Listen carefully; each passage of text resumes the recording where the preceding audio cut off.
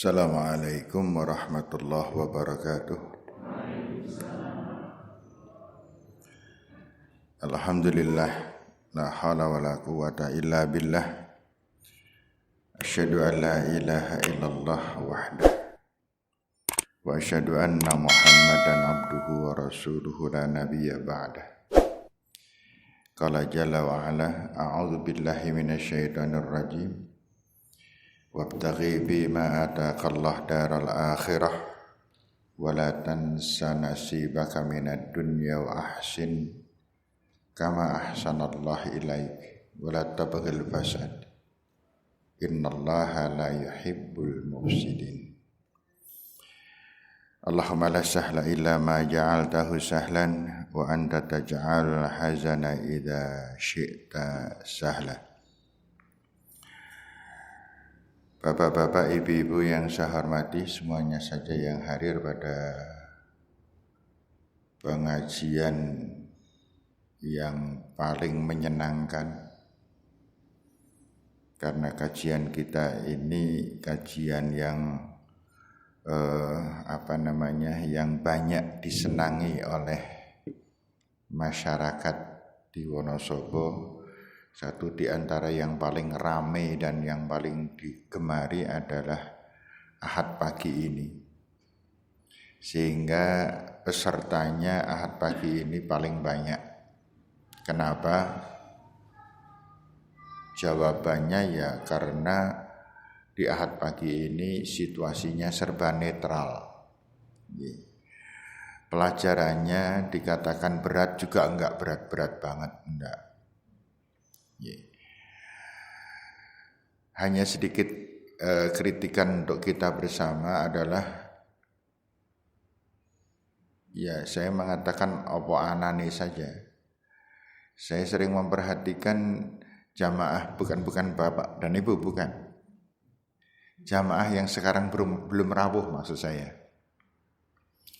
Itu saya pernah yang terakhir saya pengajian itu. Saya melihat ada beberapa di antara jamaah benar-benar hanya ngikuti sekitar 5 atau 10 menit. Menjelang saya akan selesai baru aja rawuh. Dan itu enggak sedikit. Gitu. Dan itu tidak sedikit. Ini yang perlu menjadi kritikan kita bersama-sama.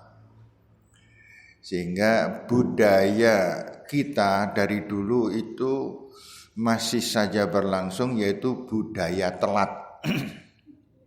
Budaya telat atau budaya karet gelang gitu, yang masih saja berjalan di kalangan kita semuanya. Dan orang-orang yang terlambat itu sama sekali tidak merasa berdosa dan tidak merasa bersalah sama sekali. Ini yang harus kita prihatin, terutama untuk diri kita masing-masing di berbagai bidang acara. Diusahakan masalah tepat waktu ini adalah segala-galanya. Karena apa? Karena urusan waktu justru Allah mensumpahkan di dalam satu surat yang namanya surat Wal Asr. Dan di dalam Al-Quran banyak sekali sumpah-sumpah tentang waktu. Contohnya Wal Asr, Wal Duha. Terus apa lagi? Wal Lail. Terus apa lagi? Wal fajr. Dan banyak sekali itu kaitannya dengan pengelolaan hidup kita yang berkaitan dengan waktu.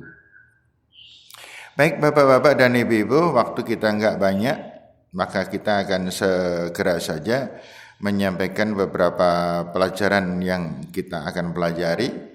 Ini semuanya bukan dari saya, tapi saya hanya belajar dan kemudian kita pelajari bersama-sama juga. Sehingga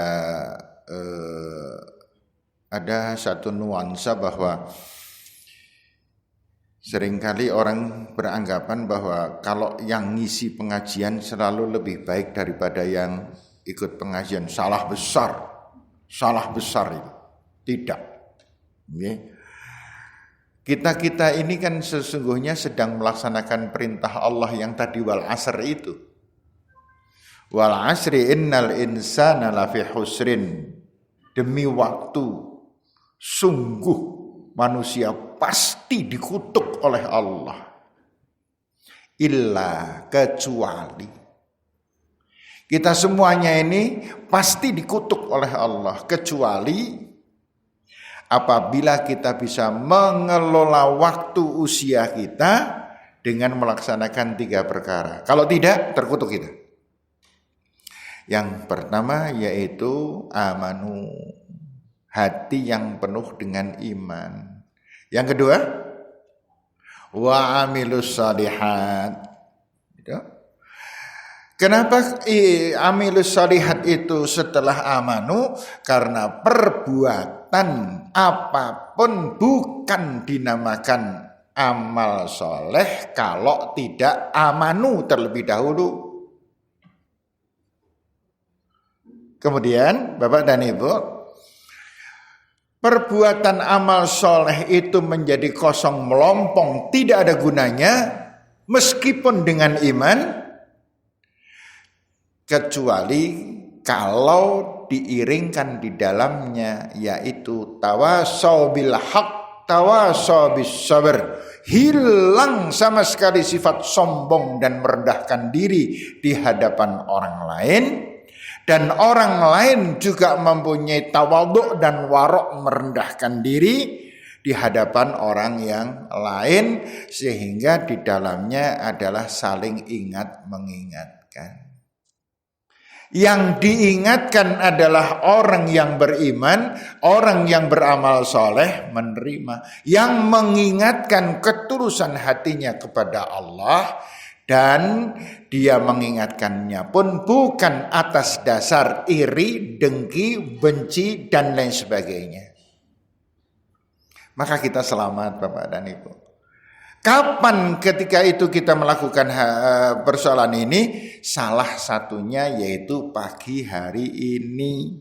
Saya sowan ke sini tujuannya adalah tawasau bil haq wa tawasau bis sabr. Dan Bapak serta Ibu-ibu di dalam hal ini adalah orang yang menerima tawasau itu dengan penuh iman, penuh ikhlas amal soleh. Sehingga semakin hari orang yang mengikuti tawasau bil haq ini semakin mempunyai perkembangan-perkembangan. Karena dia kehilangan apa yang dinamakan qalbun qaswah, ghulf, dan lain sebagainya. Hati yang bisa menerima apa yang harus diterimanya. Baik Bapak dan Ibu yang saya hormati, saya sebentar akan cerita dulu. Ada seorang ulama. Ulama ini bernama Ibrahim bin Idham.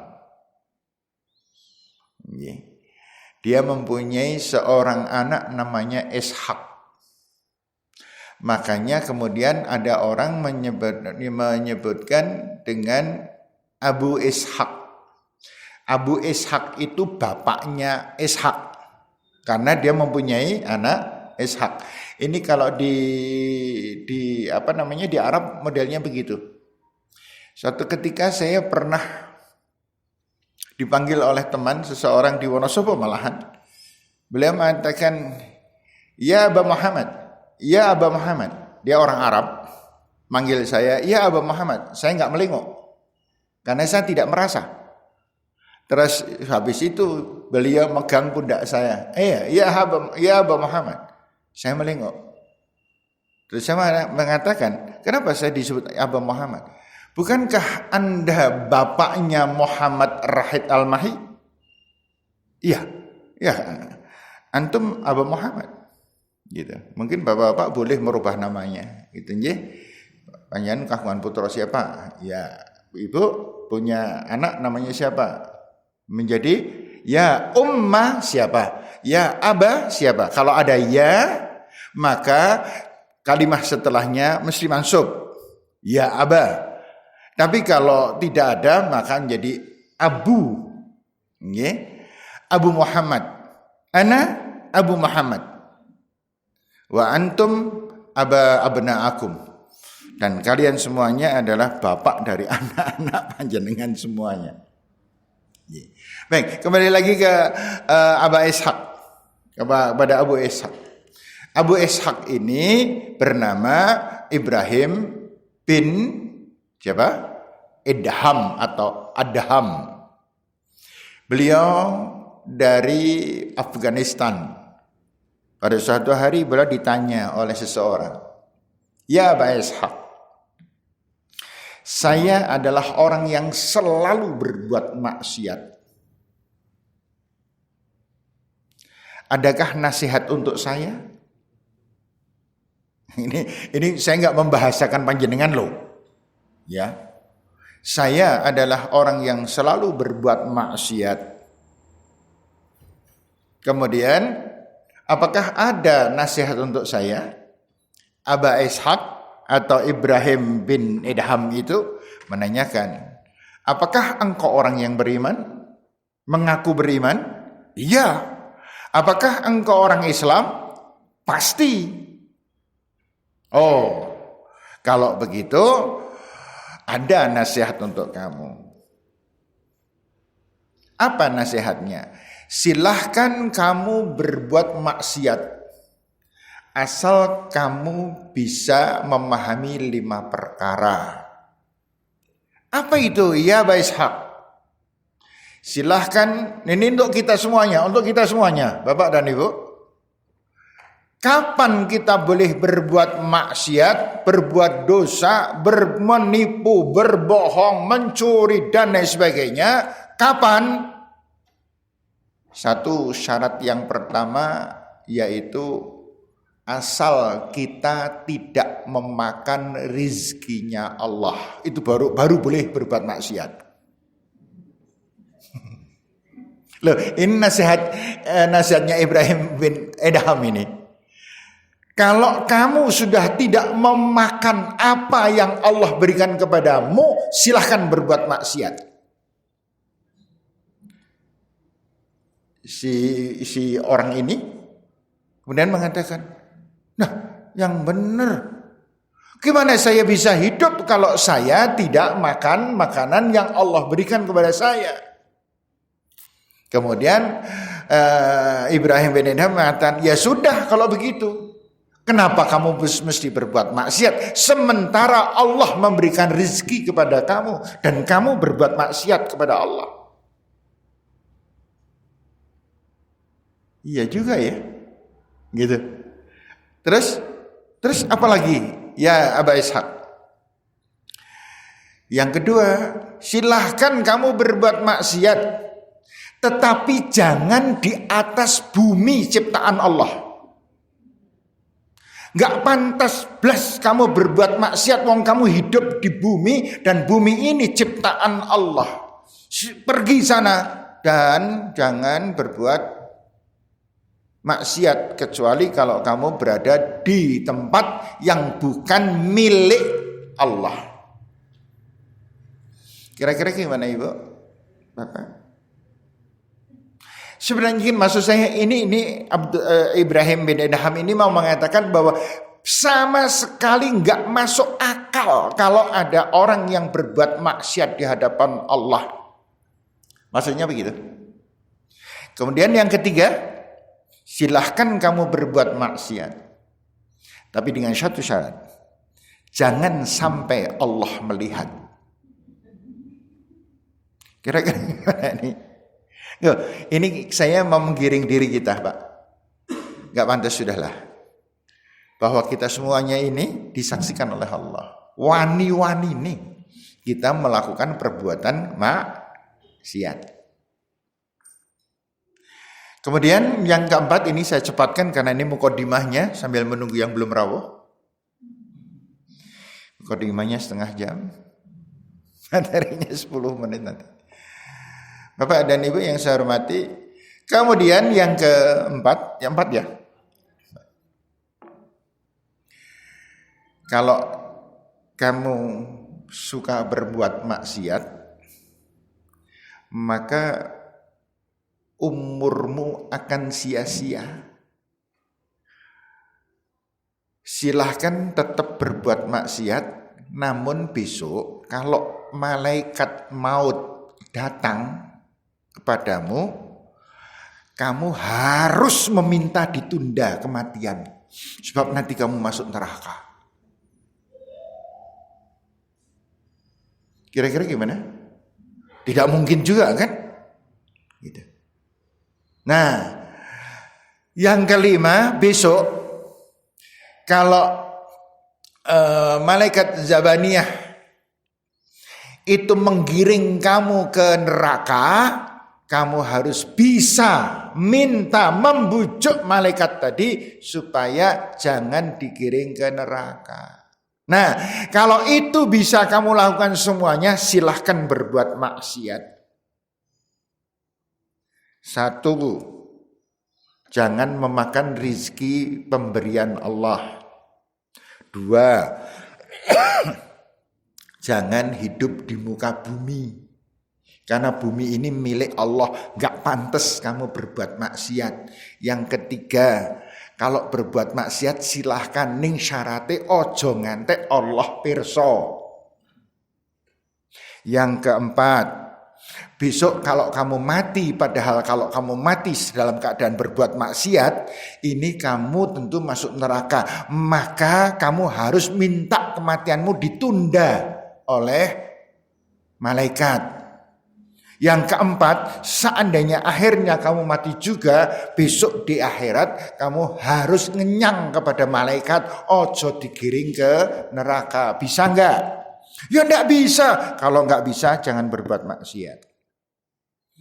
Nangis orang ini, dan kemudian dia mencium dengkulnya Ibrahim bin Adham dan membasahi dengkul Adham sambil menangis, dan dia mengatakan, saya bertaubat kepada Allah Subhanahu wa ta'ala.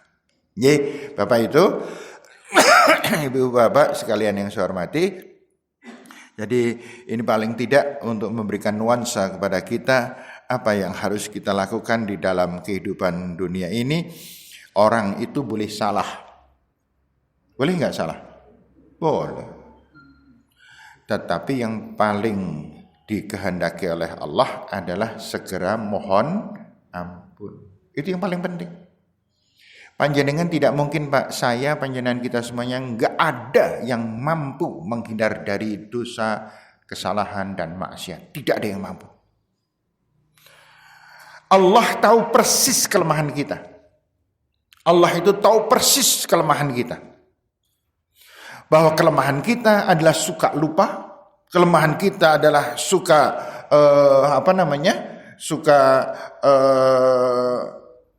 salah, kelemahan kita adalah suka berlawanan dengan apa yang harus kita lakukan. Allah tahu persis, gitu. Sehingga Allah Subhanahu wa ta'ala pernah mengatakan, innahu kana zaluman jahula. Manusia adalah tukang sesat dan paling kemplu kita. Gitu. Makanya kemudian kita dinamakan insan. Insan itu berasal dari kata nasya. Nasya insanan adalah tempat lupa. Manusia itu tukang lupa, Bapak dan Ibu. Maka mekanisme Allah yang dijalankan dalam kehidupan kita adalah Allah Subhanahu wa ta'ala memberikan ujian, tantangan yang luar biasa banyaknya. Awalnya manusia lupa. Siapa yang sekarang kalau menghadapi putra putri penuh kesabaran dan kelemah lembutan? Banyak kan? Sekarang siapa yang dulu di awal-awal galak epol karo putrane? Banyak kan? Biyen karo putrane rasane pengen nempeling terus-terusan.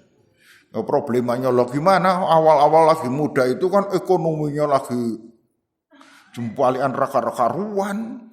Kemudian dilalah suaminya juga rodok error. Anake ngegel, mertuane dehem-dehem bae kan gitu ya. Waktu itu, gemuruh hati ini. Kemudian terjadi oleng, kemudian kesalahan, suka merengut, mendelik, ngomyang, dan apakah itu terus? Tidak. Itu kemudian terkoreksi dan akhirnya sekarang sudah mulai bisa memahami seiring sejalan dengan ekonomi cukup mapan, suami semakin kalem kan gitu. Ini saya matur untuk ibu-ibu gitu. Kemudian sekarang anak-anak sudah semakin dewasa, munculnya kita adalah menjadi orang yang semakin matang dan seterusnya, kita mudah mengandahkan tangan di hadapan Allah, mudah kita bertaubat dan lain sebagainya. Itu memang sudah ditata oleh Allah. Maka yang namanya kehidupan oleh Allah diatur adalah seberapapun kesalahan kita, maka yang dihitung adalah yang terakhir. Jangan lupa. Ibu-ibu, bapak, ngaco nggak apa-apa. Siapa yang suka berbuat maksiat biyen? Yo kono ora wani ngaco. Ya, sing biyen kerep berbuat maksiat, keliru, salah dan lain sebagainya. Ada? Mungkin ada. Saya mengatakan, terus gimana? Enggak apa-apa. Enggak apa-apa itu. Syaratnya asal menjelang akhir kematian kita dalam keadaan sudah bertaubat kepada Allah Subhanahu wa taala. Kapan? Sekarang. Jangan ditunda. Sekarang, Pak. Ya, baik. Bapak dan Ibu yang saya hormati, ini tahun baru kan ya? Sekarang tanggal 3. Saya tidak memperdulikan itu tahun barunya milik siapa. Namun ternyata bahwa hati kita mengatakan ini adalah tahun baru. Maka kalau kita berbicara tahun baru, ya urusannya adalah urusan kita membicarakan perkara baru. Yang kemarin adalah lama. Sekarang baru. Mau apa? Gitu. Kita punya konsep apa untuk menjalankan tahun baru ini? Hidup selama setahun 2001 ini kita mau ngapain? Maka kemudian kita harus memahami bahwa kita banyak keliru dan salah dosa kepada Allah Subhanahu wa taala. Ini yang harus dipahami. Maka kita kemudian tujuannya adalah mengoreksi. Kita harus tampil di hadapan Allah, aku adalah orang yang bertakwa. Apa ciri khasnya orang yang bertakwa? Ciri khasnya orang yang bertakwa adalah menyadari kekeliruan dan mengoreksinya. Kita harus sudah bisa menghentikan perasaan-perasaan pede kita di hadapan Allah Subhanahu wa taala. Kenapa demikian? Bapak dan Ibu yang saya hormati, dosa yang tidak kita rasakan itu lebih besar daripada yang kita rasakan. Contoh, kemarin saya ditanya oleh seseorang, Pak Haris, saya mohon dijelaskan tentang dosa jariah itu dosa yang kayak apa? Ibu bisa menjawab dosa jariah itu macam apa? Bapak? Kan ada amal jariah ya, yang kebaikan itu. Ada kan? Ada. Lah yang dosa jariah? Saya jawab secara umum saja dulu, Bapak dan Ibu. Semua perbuatan kita adalah pasti jariah. Dan semua perbuatan dosa kita adalah selalu jariah. Terutama yang berkaitan dengan muamalah. Terutama muamalah. Perbuatan baik kita itu menjadi jariah. Kalau berkaitan dengan muamalah, contoh. Ini contoh. Saya punya teman piantun ngawen namanya Pak Effendi. Orangnya akhlaknya bagus, orangnya lemah lembut. Wentengane pol. Orangnya luwes, sederhana hidupnya. Pandai sekali membahagiakan istri dan Masya Allah lemah lembutnya terhadap anak-anak. Oke? Mudah ya. Maka ketika saya mengucapkan ini, Pak Fendi mendapatkan, saya dapat pahala enggak? Dapat pahala karena saya membicarakan yang baik kepada seseorang. Maka saya dapat pahala. Orang yang saya bilang tadi namanya Pak Fendi itu mendapatkan pahala yang besarnya sama dengan apa yang saya dapatkan. Kalau saya berbicara mengenai Pak Fendi ini bersama dengan teman-teman, saya berbicara dengan Pak Fuad, dengan Pak Ma'ruf. Kemudian Pak Fuad mengatakan, "Oh, manjan Pak Aris, nyong ata akoni Pak Fendi manjan wangi jan ape-ane pol. Wingi ke nyong ini. Pak Ma'ruf juga mengatakan, "Oh, jan hebat sekali itu Pak Fendi itu." Maka saya dapat pahala, Pak Fuad dapat pahala, Pak Fendi dapat, Pak Ma'ruf dapat pahala, saya 10, Pak Ma'ruf 10, Pak Fuad 10, Pak Effendi mendapatkan 30. Pak Effendi meninggal dunia, orang masih membicarakan tentang kebaikannya, maka orang yang berbicara tentang kebaikan-kebaikan beliau almarhum itu mendapatkan pahala, dan yang dibicarakan tetap juga terus mendapatkan pahala. Nah, saiki nek dosa, ya kono. Pak Fendi itu wonge nyengite, sombong, kementus, pelit. Ya sebel mati orang yang biar wis tau neng-nengan karo Pak Fendi nganti ana nek sebulan lho. Hanya jengkel. Padha warisnya makale pol karo nene dan sebagainya, dan akhirnya saya mendapatkan dosa 100, yang saya ajak bicara 100, Pak Fendi yang sudah almarhum mendapatkan 300. Ini artinya apa Bapak? Yuk koreksi yuk. Jangan dibilang bahwa kita tidak banyak dosa. Ketika panjenengan ngenyek orang, ketika panjenengan nyengit dengan orang, ketika panjenengan mencucu dengan suami, ketika panjenengan bertengkar dengan tetangga, ketika dan sebagainya, itu adalah dosa-dosa yang bisa menjadi amal jariah kita. Ya. Bahkan bisa terjadi seseorang kepo, jenar nyumbang piro, insyaallah nyong 300, rasa 300. Oh, saya ketuku. Wong kene sing karo nyumbang kok wong akeh pol. Ya. Saya dosa. Gitu. Kemudian ibu ini ternyata ketika saya sudah mati, nyong kelingan karo mbiyen mengenai Pak Haris kan sudah rasa hakeh terutama ngerti, maka saya terus dosa terus karena saya ngajak pelit, padahal ngajak pelit itu bahayanya bukan main. Begitu dan seterusnya. Ketika seorang suami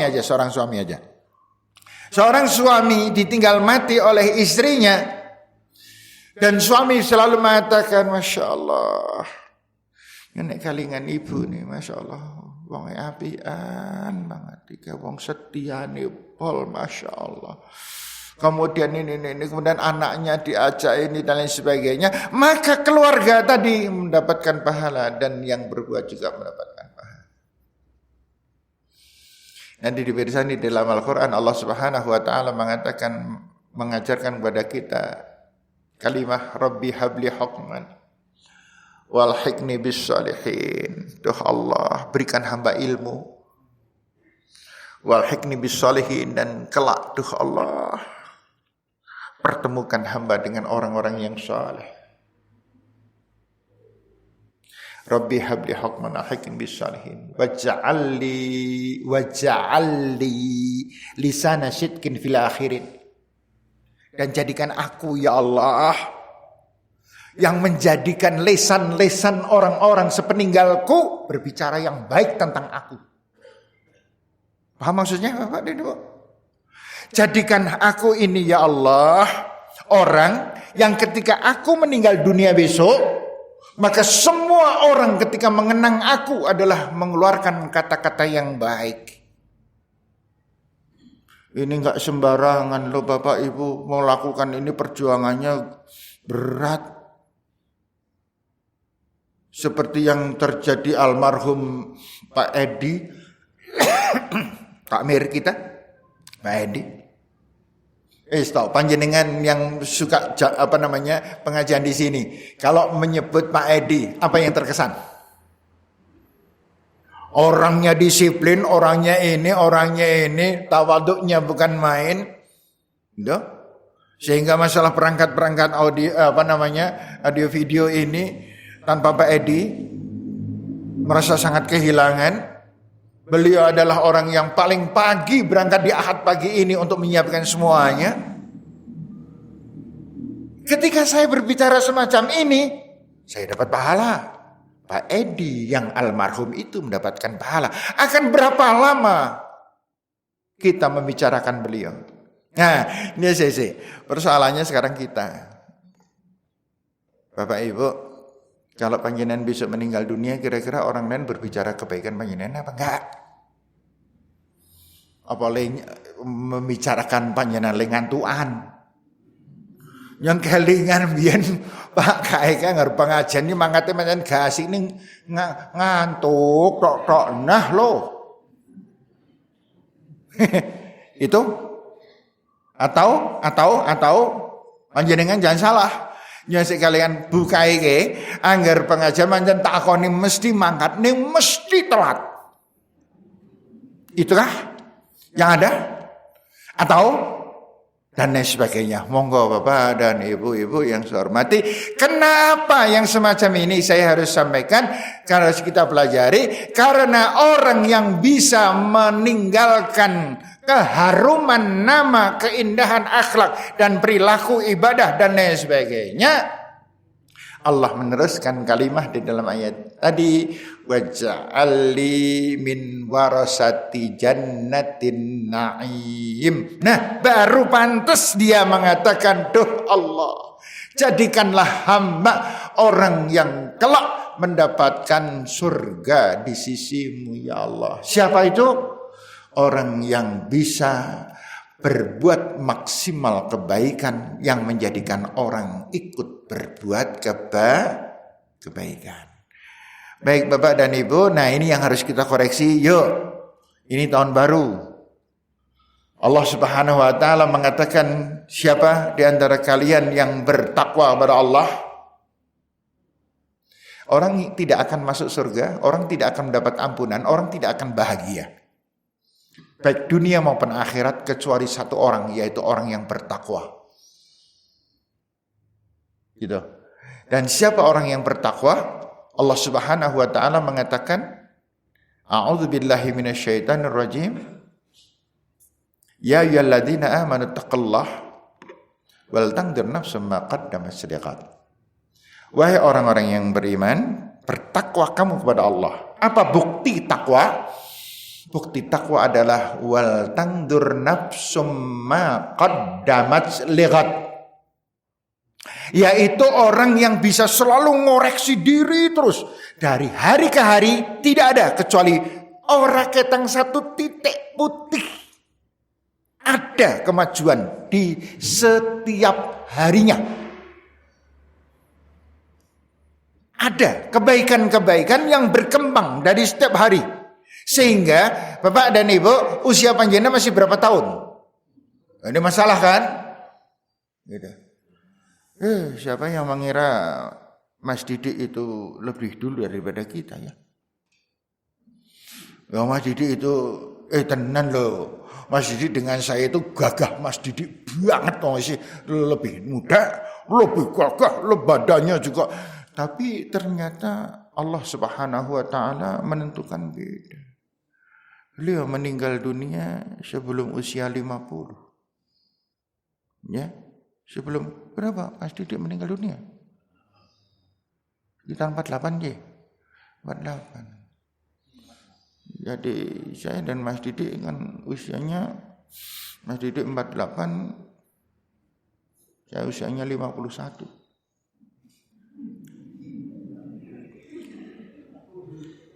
Oh, jadi Sidik. Saya kalau ngeling-ngeling umur saya udah, aduh, ya Allah, sedela meneh saya. Nggih, sedela meneh donga dinongo nggih, Bu, Pak. Saya rada ini baru-baru saya mendengar Pak Edi meninggal dunia, saya aduh astagfirullah. Beliau yang sedemikian baik itu bisa meninggal dunia dengan apa menenyong aduh gitu. Makanya saya kalau pas istri saya lagi ngapain itu saya lihat tak sawah. Setelah meneh tak tinggal di.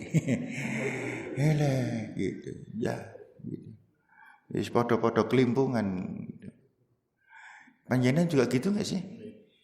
Iya. Nah, sekarang ini kita harus tahu apa yang harus kita lakukan sekarang. Masih kita mau enak-enakan? Bapak, ibu-ibu nggak saya tanya. Panjenengan dalam satu hari membaca Al-Quran berapa ayat? Dikembangkan. Panjenengan mungkin satu hari puan target 100 ayat. Yes. Sekarang ditambah jadi 110. Terus berkembang. Kenapa demikian? Aduh, saya mau mengambil materi ini rodok nyeleweng, tetapi insya Allah tidak kalah manfaat. Saya sebenarnya mau membacakan beberapa ayat dan beberapa hadis. Bapak dan Ibu yang saya hormati, satu ketika ada seorang bertanya kepada saya. Ini manfaatnya orang melakukan hal rutin. Panjenengan setiap Ahad pagi rawuh ikut pengajian ke sini, suatu ketika sakit kok enggak rawuh, panjenengan dapat pahala sama persis dengan ketika panjenengan rawuh. Ibu-ibu, bapak yang calon haji, jangan khawatir. Kalau panjenengan akhirnya gagal berangkat haji karena kehendak Allah, panjenengan mendapatkan pahala persis sama dengan berangkat haji. Jangan salah itu. Ada yang bingung lah pergi. Oh, kalau orang yang niatnya haji tidak ikhlas, hanya pengen prestise, pengen hebat, pengen dipanggil Bu Hajah.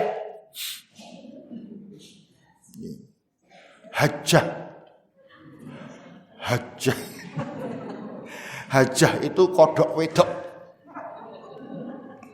Bu Hajah. Kembali lagi.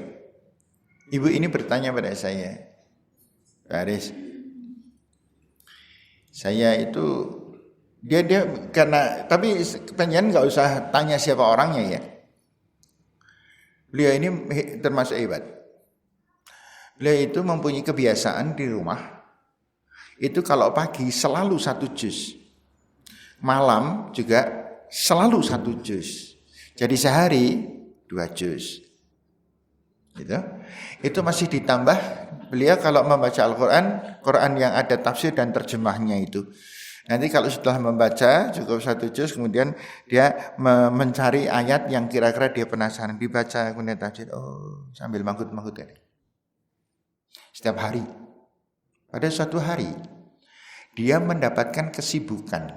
Saya tidak usah sebutkan kesibukan. Yang kesibukan itu pekerjaan yang berkaitan dengan rumah tangga. Yang kesibukan itu menjadikan dia 4 hari 4 hari itu enggak pernah mampu membaca Al-Quran baik pagi maupun malamnya, sehingga dia kehilangan 2 juz selama 4 hari. Terus dia menanyakan, nah saya kalau kehilangan macam itu terus gimana Pak? Saya jawab, panjenengan tidak pernah kehilangan. Hebatnya orang yang melakukan pekerjaan rutin, ketika pekerjaan rutin itu tidak terlaksana, dia dapat 2. 1, Allah tetap menghitung mendapat pahala 2 juznya tetap. Dan mendapatkan tambahan pahala dari pekerjaan yang tulus ikhlas dilakukan karena Allah. Ini penting sekali Bapak dan Ibu. Enggak ada perbuatan urusan dunia atau urusan akhirat, tidak ada. Semuanya harus urusan akhirat. Yang berside effect positif untuk urusan dunia. Loh, bersani surat Al-Qasas ayat 77, surat 28. 77. Allah Subhanahu wa taala sudah mengatakan, "Wabtaghi fi ma ataqallah daral akhirah." Yang kita kejar adalah urusan akhirat. Dunia disebut oleh Allah wala tansa nasibaka minad dunya. Yang kita kejar, ibu, panjenengan masa itu yang dikejar akhirat. Side effect-nya untuk masakan, jangan melulu urusan dunia. Bapak, panjenengan tindak dari pagi ke kantor, urusan akhirat. Itu urusan akhirat. Namun kita kemudian mendapatkan donyonya, jangan dibalik. Nyong niate golek donyo ning muga entuk ganjaran, tidak. Saya mencari kehidupan akhirat. Apa? Saya memanfaatkan waktu. Jangan lupa sumpah Allah tentang waktu. Maka waktu yang kita manfaatkan atas dasar mencari ridha Allah, urusannya adalah pahala di akhirat. Maka Allah Subhanahu wa taala mengatakan wa ahsin kama ahsanallahu ilaik. Berbuat baiklah kalian sebagaimana Allah telah berbuat baik kepada kalian semuanya. Apa yang kita lakukan dalam perbuatan baik? Semua yang kita lakukan, wa ma umiru illa liya'budullaha mukhlishina lahuddin. Dan Allah tidak pernah memerintahkan apapun pada kita untuk berbuat apapun. Allah tidak pernah memerintahkan kita bekerja, ibu-ibu masak, ngumbai, ngasai, ngepel, dan segala macam pekerjaan. Jangan lupa lo, tidak pernah perintah. Illa liya'budullah, kecuali semua dilakukan dalam rangka beribadah kepada Allah Subhanahu wa taala. Maka kira-kira kalau orang sedang beribadah merengut pantas enggak? Maka kalau kita beribadah enggak ada merengut Bapak Ibu, enggak ada mecucu, enggak ada ngomnya, enggak ada dan lain sebagainya. Kenapa? Wong lagi ibadah. Maka ibu-ibu yang beribadah itu insya Allah masakannya lebih enak. Gitu? Insya Allah lenggawe segaya rapati pero dan ora kelemesan. Kan kira-kira begitu? Ya kan? Karena dia cermat bismillah, ngeboke uyah nang jangan bismillah. Ngicipi bismillah.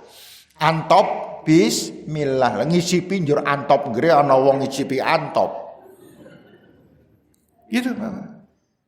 Kita bekerja bismillah, berangkat ke kantor bismillah, gere ana wong ibadah korupsi. No. Gere ana wong ibadah wani nggawa barang haram ke rumah. Tidak ada orang yang ibadah kok bertengkar, enggak ada. Maka demi Allah kalimah 1, 2 kalimah Allah Subhanahu wa taala menyelamatkan seluruh elemen dunia.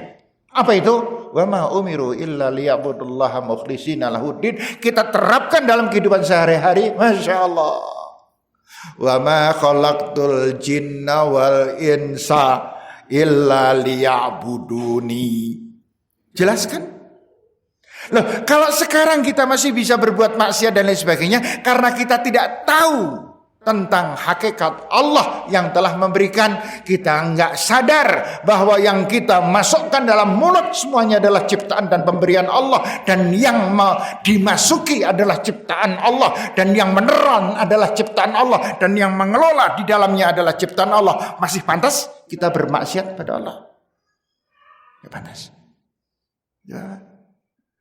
Dan kemudian kita berjalan dimanapun di bumi, dan itu ciptaan Allah. Masih pantas? Padahal Allah Subhanahu wa taala ya'lamu ma fis sudur, mengetahui apapun yang ada dalam hati kita. Allah Maha melihat apapun yang kita lakukan, apapun yang kita lakukan, baik terbetik dalam hati, ya'lam. Allah ya'lam. Allah tahu. Masih pantaskah kita berbuat dosa? Begitu dan seterusnya di setiap saat. Maka Allah Subhanahu wa taala mengatakan wala tabghil fasad. Jangan pernah kamu berbuat kerusakan. Jangan pernah kamu berbuat kelalaian dan kelupaan kepada Allah Subhanahu wa taala. Maka kemudian Allah mengatakan, fadzakir fa inna dzikra tatmainnul qulub.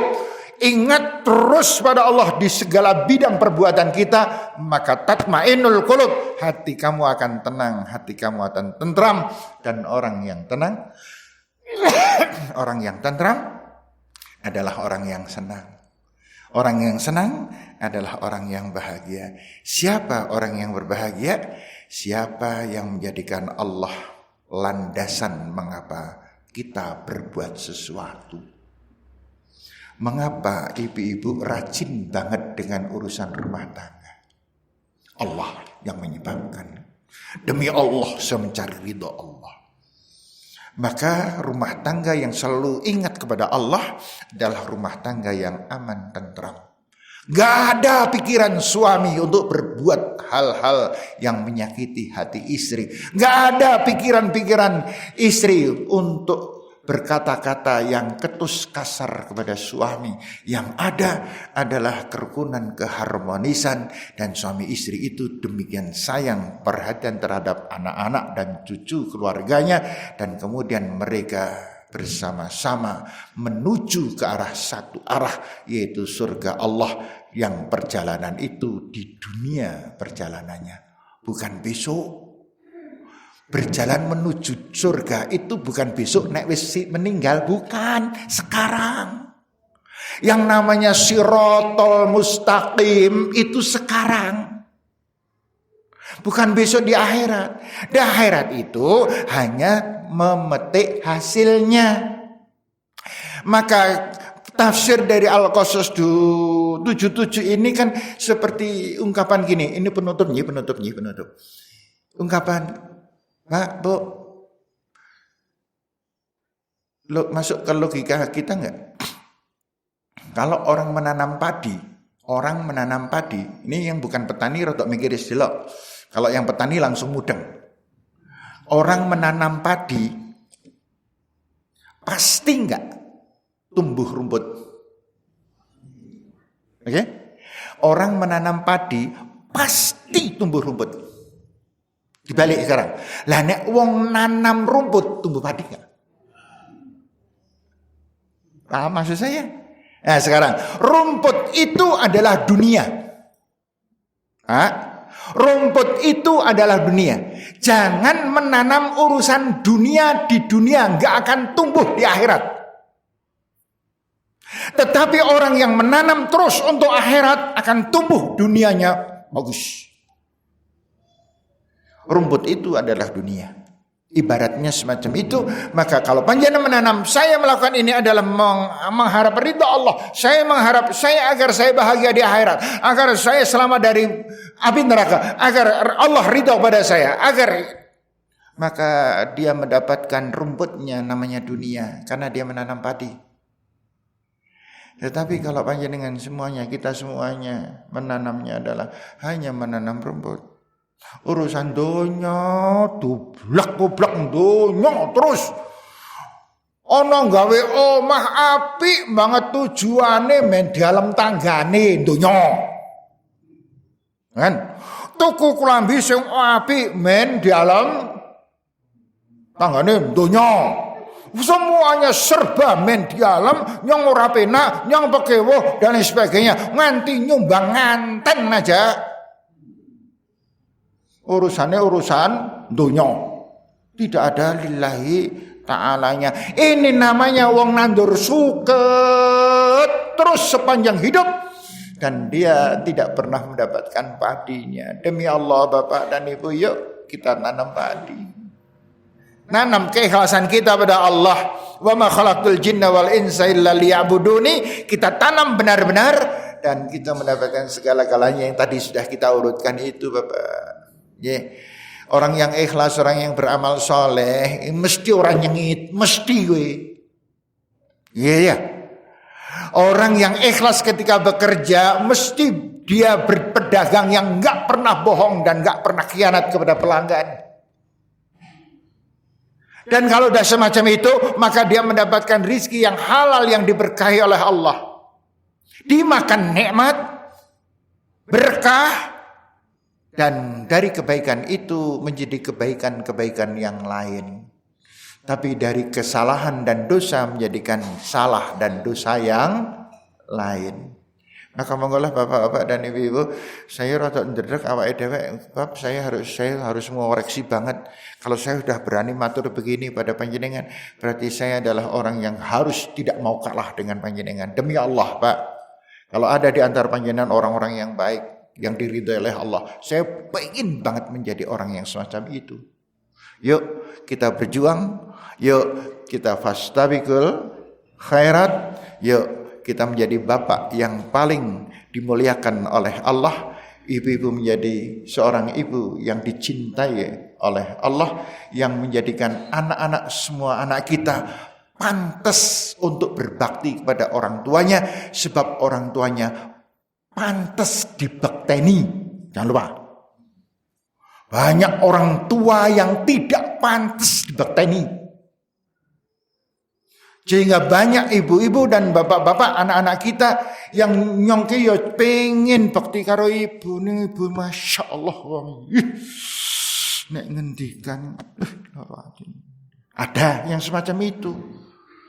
Makanya kemudian bapak dan ibu, untuk diri kita, yuk kita berbakti pada orang tua, tidak peduli orang tua kita macam apa. Karena birru abaakum tabirru abnaakum. Berbakti kamu kepada orang tua, maka anak-anakmu akan berbakti pula kepadamu. Ya, demikian Bapak dan Ibu yang saya hormati, waktunya sudah pas banget itu jam 7. Ya, kita sambung pada kesempatan yang akan datang. Dan saya mohon maaf yang sebesar-besarnya. Insya Allah kita ketemu lagi kira-kira hampir setahun yang akan datang. Gitu. Hampir setahun yang akan datang, karena jadwal saya di setahun ini 2 kali, yaitu 3 Januari ini dan nanti besok mungkin kalau nggak salah bulan Agustus apa ya, gitu. Panjenengan sudah, saya besok insya Allah soal lagi ke sini. Kalau saya masih ada usia, saya akan melihat panjenengan sudah semakin sepuh insya Allah.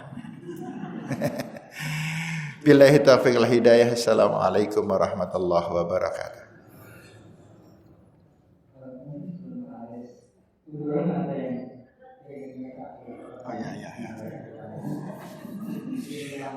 Ya, monggo, tapi yang gampang-gampang aja. Monggo Pak Dimyati.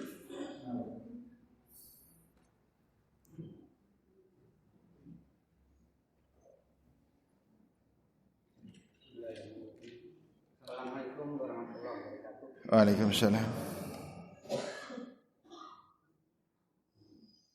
Karena kami sampaikan jazakallahu khairan. Yang kedua, tahun baru ini kita sebagai orang yang bertakwa diharapkan untuk bisa introspeksi malah diri, amal-amal yang kita telah lakukan untuk kebahagiaan masa depan. Untuk itu kami setelah tua ternyata merasakan bahwa dosa-dosa kami, terutama yang berkaitan dengan riba. Nah, padahal yang kita hibai, mereka sudah tiada. Dan hal ini akan terjadi pemindahan transfer dosa dan pahala itu pada hari kiamat. Bagaimana kita untuk bisa membersihkan hibah-hibah kepada mereka-mereka yang mereka itu sebenarnya sudah tiada. Dan kita sadar bahwa itu adalah dosa yang kalau kita tidak minta maaf pada yang bersangkutan, bisa akan terjadi transfer dosa dan pahala. Assalamualaikum. Ya. Terima kasih Pak Dem. Kalau kita berbuat dosa pada orang yang tidak mungkin kita meminta maaf, maka namanya hutang. Dan hutang itu harus dibayar. Bagaimana cara membayarnya? Cara membayarnya yaitu membalik kata-kata kita. Contohnya, saya ngeledengi Pak Didik misalnya yang sudah meninggal. Yang jangan kalingan Pak Didik ningit karena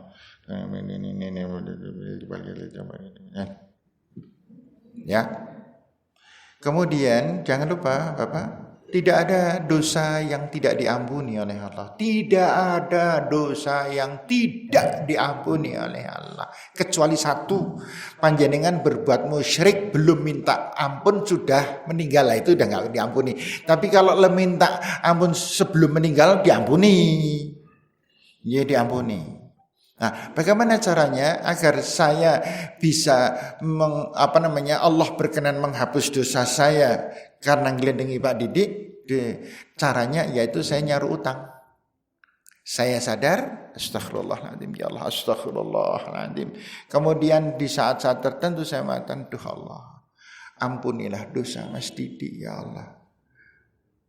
Hindarkan dia dari siksa kuburnya, ya Allah. Saya memohon kepada Allah supaya orang yang pernah saya salah ini diampuni dosa-dosanya. Maka kemudian kadang-kadang kita mungkin lupa. Bisa jadi kita menambahkan dengan doa-doa Allah, ampunilah dosa-dosa orang saudara hamba yang sudah tiada dan hamba pernah berbuat dosa kepadanya, ya Allah. Ampuni dosa-dosa mereka, ya Allah, dan seterusnya. Sehingga Bapak dan Ibu yang saya hormati, disinilah letaknya bahwa antara kita mengingat Allah dan kita berdoa itu harus imbang terus. Allah sampai mengatakan, "Ud'uni astajib lakum innal ladzina yastakbiruna an ibadati sayadkhuluna jahannama dakhirin." Minta kamu kepadaku, aku berikan. Sungguh orang yang sombong kepadaku, yaitu orang yang tidak pernah meminta pada Allah, adalah orang yang sombong. Dan orang yang semacam ini akan dimasukkan dalam neraka dakhirin, yang paling dasar. Siapa itu? Orang yang merasa dirinya tidak membutuhkan Allah karena tidak pernah berdoa. Dan berdoa itu yang paling efektif, bukan hanya ndonga nggo awake dhewe, tetapi yang paling efektif adalah mendoakan orang lain. Ketika saya mendoakan, duh Allah, ampunilah dosa-dosa bapak-bapak, ibu-ibu jamaah pengajian Al-Arqam itu, ya Allah. Berkahilah hidupnya, bahagiakan hidup dunia dan akhiratnya. Itu panjenengan mendapat, tapi saya jauh lebih banyak mendapat untuk diri dan saya pribadi sebagai keluarga. Hanya orang yang terlalu egois nih, ndonga awake dhewe terus salah. Doakan tetangga, apalagi kalau panjenengan bisa mendoakan orang yang nyengit salah dosa kepada panjenengan. Mohon diampunkan dosa orang-orang itu. Masya Allah, itu luar biasa. Inna mal jaza ma'idhamil bala. Sebesar apa pahala kita, tergantung seberat apa kita melakukan. Mendoakan orang yang keliru salah dosa dengan kita adalah doa yang berat. Dan kalau kita bisa melakukan, maka kita mendapatkan yang lebih banyak lagi. Ya, jadi begitu Pak Dem, ringkasnya itu hutang harus dibayar. Membayarnya kepada orang yang kita berbuat salah. Kita mendoakan beliau itu, ya Allah, ampuni dosa Bapak ini. Dulu Bapak ini pernah berbuat salah kepada saya pernah berbuat dosa kepadanya. Ampuni ya Allah, hindarkan dia dari siksa kubur dan sebagainya, termasuk sampai ya Allah, jadikanlah putra-putri almarhum, putra-putri yang saleh dan salihah, yang selalu bisa mendoakan kedua orang tuanya. Luar biasa. Maka doa-doa yang semacam itu adalah menyebabkan kita diampuni dosa-dosa kita ketika kita melakukan perbuatan keliru, salah dosa kepada orang yang sudah meninggal dunia. Saya kira kita njibanjih. Yang lain enggak ada yang pengen diseneni kancane, berarti enggak ada yang tanya. Ya. Demikian ya Bapak Ibu, matur nuwun.